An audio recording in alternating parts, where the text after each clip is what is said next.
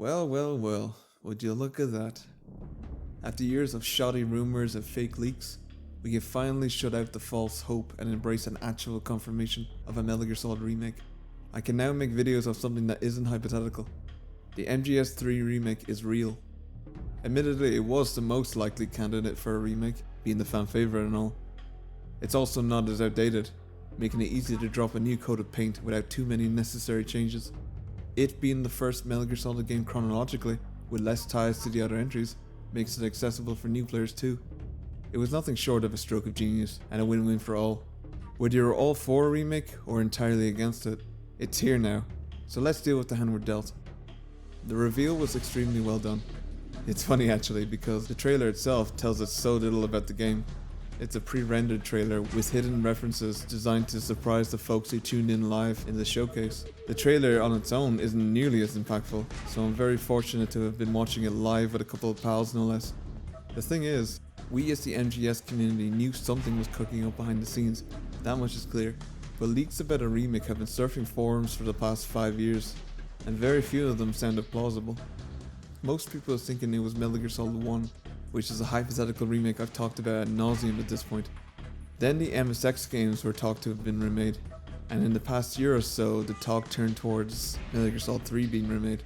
Countless showcases and state of plays have happened since, not a shred of Metal Gear in sight. It was a lot of false promises and disappointment.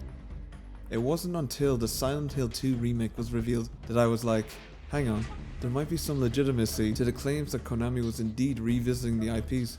Which brings us to the night of the PlayStation Showcase. Although we were all half expecting an MGS related announcement, in my head I was worried that Konami would do what they did for Silent Hill and announce the MGS title in a nonchalant tweet instead of taking advantage of the 8 years of anticipation, becoming the talk of the town in a shocking reveal.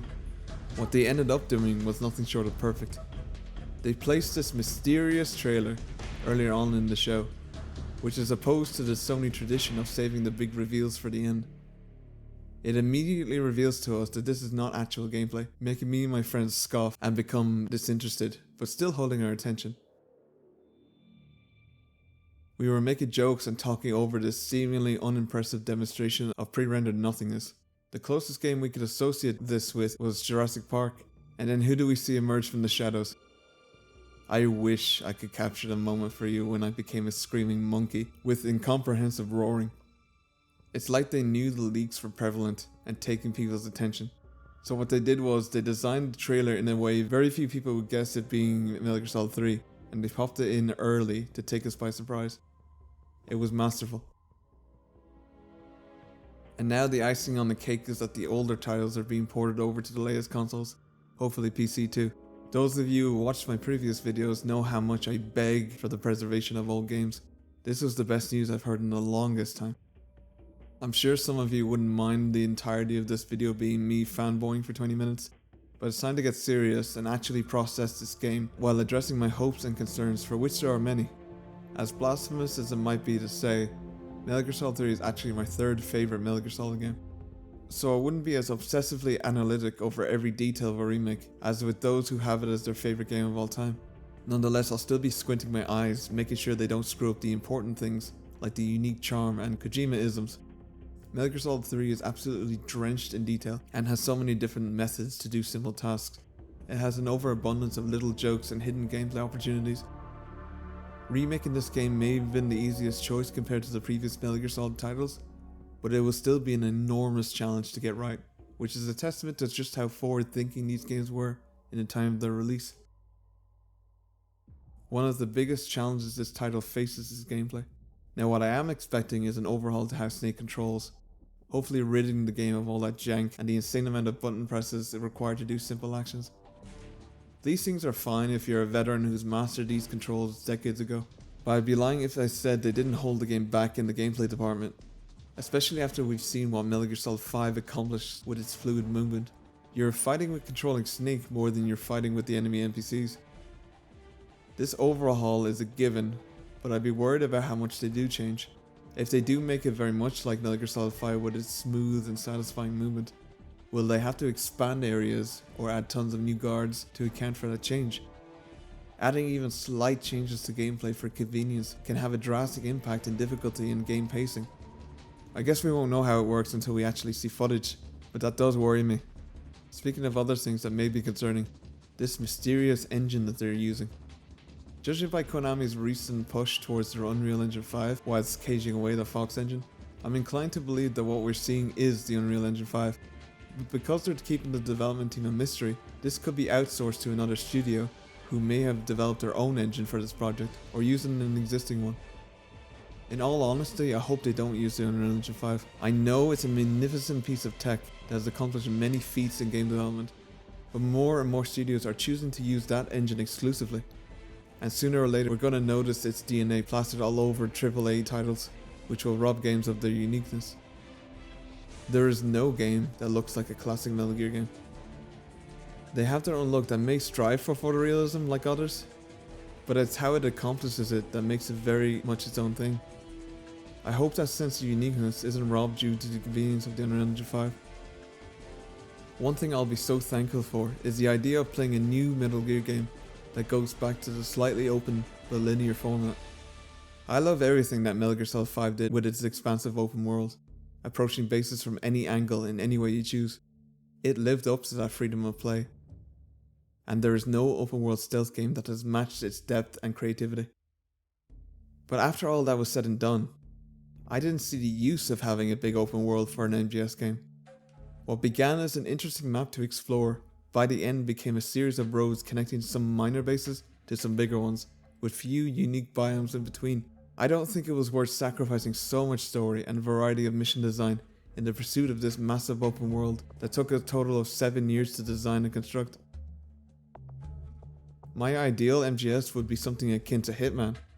It's neither open world nor linear, but a series of missions tied to giant sandboxes brimming with opportunity and detail. This way you have the freedom that an open world provides, with the variety that is present in mission-based linear titles. The point is, it's going to be refreshing to return to the good old Metal Gear Solid format, even if it is for a game I've already played. Gameplay is an easy thing to screw up, but let's talk about something that's very difficult to screw up: visual fidelity. The team behind this are in luck that Metal Gear Solid 3 didn't take liberties with its visuals and instead strove for photorealism. So to bring that up to date is easier than a game with a specific art style like Jak and Daxter or Timesplitters. My hope is that the game doesn't look like a generic modern shooter with washed out color palettes. However, if that Snake model is indeed representative of what he'll look like in game, and I think it is because they're using it for the poster, then we're in for a treat, ladies and gents. Although the pachinko cutscenes look spectacular, the models were definitely off. Snake looked way too old and not quite right, same with the boss. I much prefer this new Snake model.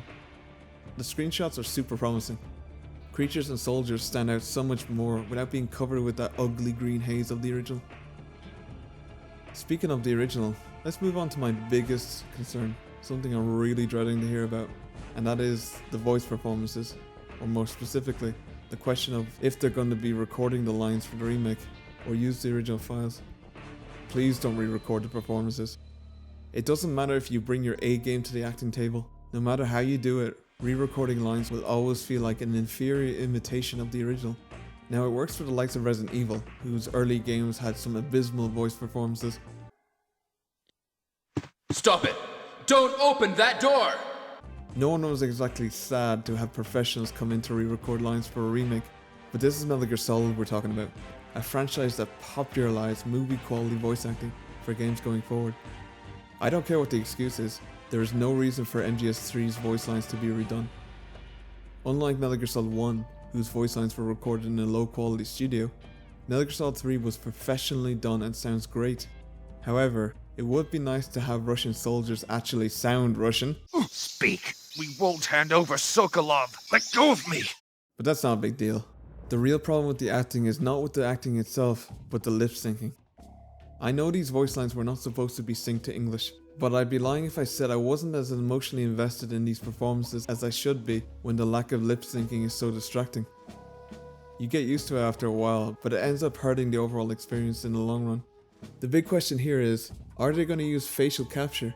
And if so, are they going to bring in actors to mime the voice lines that are already there in the original? Or are they going to justify re-recording voice lines to add facial capture? I really don't know, and it's worrying to say the least.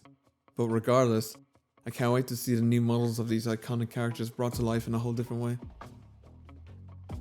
The rumors indicated that MGS3 would be a PS5 exclusive, and although that will be the platform I choose to play it on, I was ecstatic to see that this game will be on PC, future-proofing one of the greatest games of all time.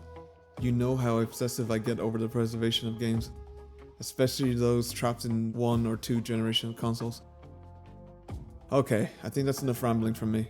I really appreciate those who made it this far in the video. I was so excited ever since I saw the reveal.